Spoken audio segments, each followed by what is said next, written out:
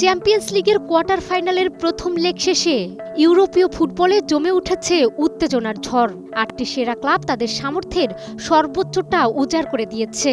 একদিকে প্রতিভার ঝলক, অন্যদিকে নাটকীয় মোড়। সব মিলিয়ে ম্যাচগুলো ছিল চোখ ধাঁধানো। বুধবার মধ্যরাতে বরুশিয়ার মুখোমুখি হয়েছিল বার্সেলোনা। প্রথম থেকেই বল নিজেদের দখলে রাখলেও গোলের দেখা পাচ্ছিল না হান্সি ফ্লিকের শিষ্যরা।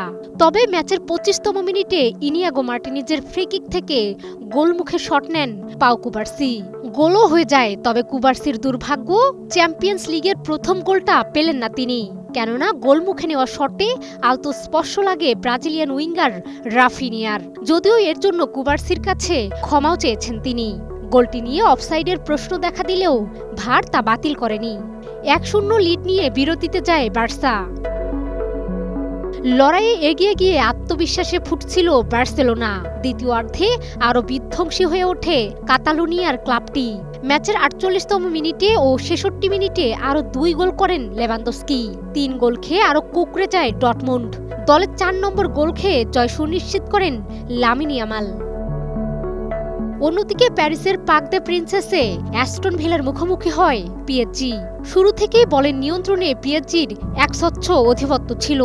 গোলপোস্টে একের পর এক আক্রমণ ঠেকাচ্ছিলেন আর্জেন্টাইন বাসপাকে খ্যাত এমিলিয়ানো মার্টিনেজ। এ কারণেই গোল পাচ্ছিল না পিএসজি। উল্টো ৩৫তম মিনিটে প্রতি আক্রমণ থেকে এগিয়ে যায় ভিলা, তবে দ্রুত ঘুরে দাঁড়ায় পিএসজি। দেশের দুয়ে খাভরাৎসখেলিয়া ও নুনো মেন্দিসের গোলে সদ্য লিগ ওয়ান চ্যাম্পিয়ন হওয়া দলটি প্রত্যাশিত জয় পায়। এর আগের রাতে লন্ডনের এমিরেটস স্টেডিয়ামে রিয়াল মাদ্রিদকে উড়িয়ে দিয়েছে আর্সেনাল। দুর্দান্ত ফুটবল নৈপুণ্যে ইউরোপের এক মহারণে ইংলিশ জায়ান্ট আর্সেনালের কাছে পাত্তাই পায়নি রিয়াল মাদ্রিদ। দ্য গানার্স খ্যাত দলটি লস ব্লাঙ্কোসদের বিপক্ষে ৩-০ গোলের দাপুটে জয় তুলে নিয়েছে।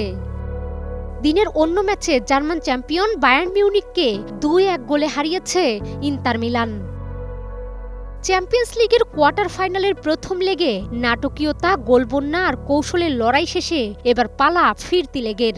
আর প্রথম লেগে পিছিয়ে থাকা দলগুলো দ্বিতীয় লেগে ঘুরে দাঁড়াতে মরিয়া। বিশেষ করে রিয়াল মাদ্রিদের সমর্থকরা তো রব তুলেছেন বার্নাব্যুর ৯০ মিনিট অনেক লম্বা। আর এই ম্যাচেও ঘুরে দাঁড়ানোর আশা বায়ার্নের।